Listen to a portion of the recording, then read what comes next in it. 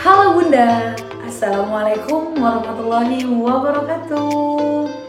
Welcome back to my YouTube channel. Oke Bunda, kembali lagi bersama saya Bidan Rahma Kemangun.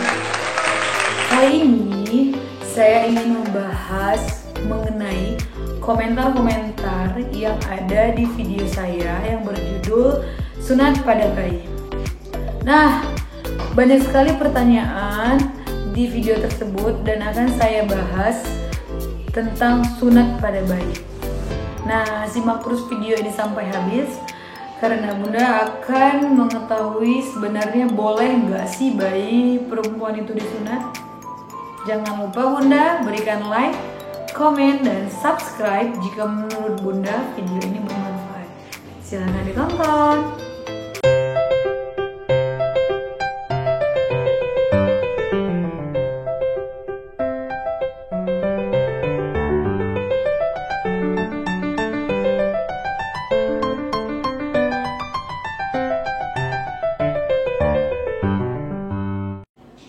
Halo Bunda, ketemu lagi dengan saya. Nah, kali ini saya ingin membahas mengenai komentar-komentar para bunda dan para ayah yang ada di video saya tentang sunat pada bayi wanita. Boleh nggak sih dilakukan? Nah Bunda, kalau ditanya mengenai sunat pada bayi wanita atau pada wanita, boleh nggak sih? Ini masih menjadi kontroversi di dunia, termasuk di Indonesia. Mengapa sunat pada bayi wanita ini menjadi kontroversi, sedangkan sunat pada bayi laki-laki ataupun pria itu tidak menjadi kontroversi? Nah, yang pertama, kontroversi yang terjadi itu dilihat dari sudut agama dan dunia kesehatan. Dalam dunia kesehatan, sunat pada bayi itu boleh dilakukan karena ada manfaatnya dan karena ada indikasi medis. Nah, sunat pada bayi laki-laki itu bisa mencegah yang namanya infeksi saluran kemih, bisa mencegah yang namanya fimosis. Jadi sunat diperbolehkan bagi laki-laki oleh dunia kesehatan.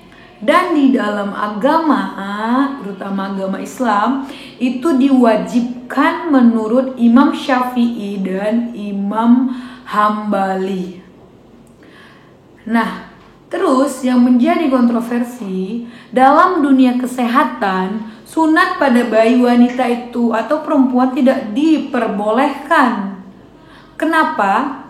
Karena menurut dari segi medis, sunat pada wanita itu tidak perlu dilakukan karena tidak ada indikasi medis yang mengharuskan perempuan buat sunat atau tidak ada manfaat. Malah katanya dapat membuat masalah pada si wanita ke depannya. Apa masalahnya? Katanya bisa merusak hasrat ataupun syahwat pada perempuan. Nah, tetapi Bunda, di dalam ajaran agama Islam, sunat pada wanita itu, pada bayi wanita itu ada dua pendapat. Yang pertama, menurut Imam Syafi'i, wajib bagi laki-laki dan perempuan untuk disunat. Nah, kalau sudah ada kata-kata wajib, wajib itu berarti harus. Kalau tidak dikerjakan menjadi dosa bagi kita. Jadi dikerjakan berpahala tetapi ditinggalkan berdosa. Itu menurut Imam Syafi'i. Dan menurut Imam Hambali dan Hanafi bahwasanya sunat pada bayi laki-laki ataupun pada pria adalah wajib dan sunnah menurut ajaran Imam Hambali untuk wanita. Nah, sunnah itu artinya dikerjakan mendapat pahala, tetapi kalau tidak kita lakukan tidak mendapat dosa. Nah, jadi dalam ajaran agama Islam, alangkah lebih baiknya jika bayi perempuan itu disunat. Karena kalau kita mengikuti mazhab Imam Syafi'i, dia akan menjadi dosa kalau tidak dilakukan, tetapi menjadi pahala bila kita lakukan. Jadi para bunda nggak usah takut untuk menyunat bayinya. Nah, sunat yang menjadi kontroversi pada zaman dahulu itu karena di daerah yang namanya, kalau nggak salah saya, Afrika, itu menjadi masalah karena bagian yang dipotong itu tidak sesuai dengan ajaran agama Islam. Nah, sunat yang seharusnya dipotong atau bagian yang harusnya dipotong pada perempuan itu hanya selaput klitorisnya aja, hanya ditorehkan sedikit saja, tidak ada dipotong-potong seperti itu. Nah, terus yang menjadi pertanyaan, kenapa sunat itu harus dilakukan? Nah, sunat harus dilakukan dalam ajaran agama Islam, baik untuk laki-laki maupun untuk perempuan, itu menjaga kebersihan. Nah, menjaga kebersihan itu adalah wajib bagi kita. Oke. Jadi, kalau dalam ajaran Islam, kenapa bayi perempuan itu disunat? Agar menjaga syahwat perempuan itu tidak terlalu menggebu-gebu. Jadi diambil sedikit saja selaput yang membungkus klitoris itu atau ujung klitoris itu, bunda. Memang pada zaman dahulu itu di dukun itu dipotong bagian dari klitorisnya. Saya dulu pun sendiri pernah melihat adik saya seperti itu. Nah, tapi sekarang ini Majelis Ulama Indonesia sudah memutuskan bahwasanya sunat itu tidak lagi dipotong-potong seperti itu. Tidak ada bagian yang dipotong ataupun diambil sebagian atau seluruhnya, tidak seperti itu. Jadi hanya ditorehkan saja di bagian klitorisnya sebagai syarat bahwasanya si bayi perempuan sudah disunat. Nah, jadi jangan ada lagi komentar, nah emang boleh bayi perempuan disunat? Ya boleh, boleh aja. Kenapa enggak? Karena itu bagian dari syariat atau ajaran agama Islam. Nah, kalau di agama lain tidak mengajarkan seperti itu, ya usah tidak dilakukan, bunda. Dan tidak ada manfaat menurut agama lain, ya tidak perlu dilakukan. Seperti itu. Tapi bagi kita yang beragama Islam, alangkah lebih baiknya sunatlah bayinya karena tidak se ekstrim di Afrika ataupun di negara lainnya. Oke bunda, karena itu adalah ajaran agama Islam. Nah, terus ada lagi yang bertanya seperti ini. Sakit dong anak bayi disunat. Nah, kalau perkara ditanya sakit, sunat itu tidak lebih sakit daripada imunisasi. Lebih sakit imunisasi daripada bunda sunat. Karena imunisasi jarum yang dimasukkan itu besar. Sedangkan kalau sunat itu jarum yang dipergunakan itu sekecil aja dan ujungnya saja yang kita pergunakan. Jadi nggak usah sakit. Terus ada yang bertanya, saya masih belum tega Bu Bidan kalau anak saya disunat waktu bayi. Ya udah, kalau misalnya bunda tidak tega anaknya disunat waktu bayi, bunda boleh sunat kapan bunda merasa anak bunda siap. Mau sebelum SD juga nggak apa-apa, sudah SD juga tidak apa-apa. Tetapi kendalanya kalau anak yang kita sunat sudah besar, dia itu bisa melakukan perlawanan yang lebih kuat. Terus tingkat nyerinya sudah besar. Akan ada trauma yang mendalam apabila dia disunat pada saat usia yang terbilang sudah mulai besar lah, di atas 5 tahun atau sudah mulai SD. Jadi kalau ditanya kapan bagusnya sunat perempuan bunda, yaitu pada saat si anak masih bayi. Oke? Pada saat bayi lah bagusan disunat. Terus ada yang lagi komen seperti ini. Kasian dong nangis bayinya.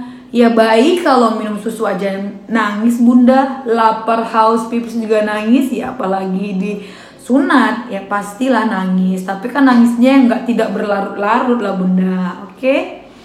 Nah, terus banyak lagi yang komen seperti ini. Bunda videonya kok ditunjukin sih bagian yang disunat terlalu vulgar katanya. Nah, maksud video saya tersebut, saya ingin menunjukkan bahwasanya bagian yang dipotong itu tidaklah terlalu banyak, atau dia tidak dipotong, hanya ditorehkan saja. Saya ingin memberikan edukasi bahwasanya yang disunat itu hanya sedikit saja digoreskan. Nah, terus ada lagi yang komentar, kenapa sih nggak lebih ditunjukkan pada saat proses sunat?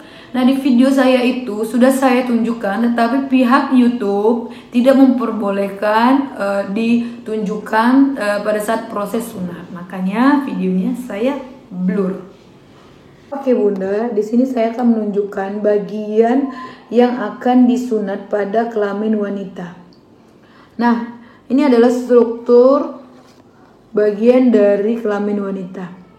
Nah, ini yang lingkaran hitam ini. Oke, yang lingkaran hitam ini itu disebut dengan klitoris. Di daerah klitoris itu ada terdapat yang namanya saluran uretra atau tempat keluarnya buang air kecil. Jadi di atas uretra itulah klitoris. Jadi daerah klitoris inilah yang digoreskan sedikit dengan yang namanya jarum. Nah, jarum yang dipergunakan itu cuma seperti ini Bunda, kecil saja. Oke, nah seperti ini. Jadi ujungnya ini saja yang digoreskan ke daerah klitorisnya seperti ini. Ini klitorisnya ya, kita torehkan sedikit saja. Nah, seperti itu saja dengan menyebut Bismillahirrahmanirrahim. Lalu kita toreskan sedikit. Kita toreskan sedikit nih ya, seperti ini. Nih ya, ini diibaratkan. Oke, lalu dibersihkan pakai betadine. Seperti itu saja, tidak ada yang namanya dipotong. Dahulu daerah ini yang dipotong, sedikit diambil ujungnya. Jadi ini yang ditakutkan oleh penduduk di seluruh dunia karena diambil bagian dari ini. Nah, mereka takut bahwasanya itu tidak ada manfaat dan faedah dilakukan. Karena bukan seperti laki-laki Bunda. Kalau laki-laki dia menutupi kepala atau gland penis sehingga membuat jalannya keluar air kencing itu bisa tersumbat. Karena pada dasarnya air urin itu kan mengandung yang namanya kotoran-kotoran. Jadi kalau kotorannya menumpuk bisa membuat infeksi saluran kemih.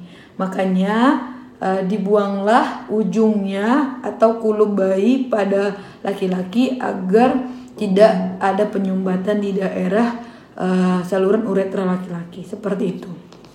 Nah, kalau saluran uretra laki-laki itu ditutupin Bunda. Nah, ini dia. Makanya harus dibuka dengan cara disunat.